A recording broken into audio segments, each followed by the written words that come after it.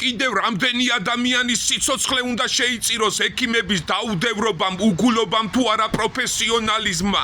აი თუნდაც ნათია ლომსაძის მაგალითი ავიღოთ, რომელიც ეხლა თურქეთში, კერძოდ სტამბულში სიმსივნეს ებძვის.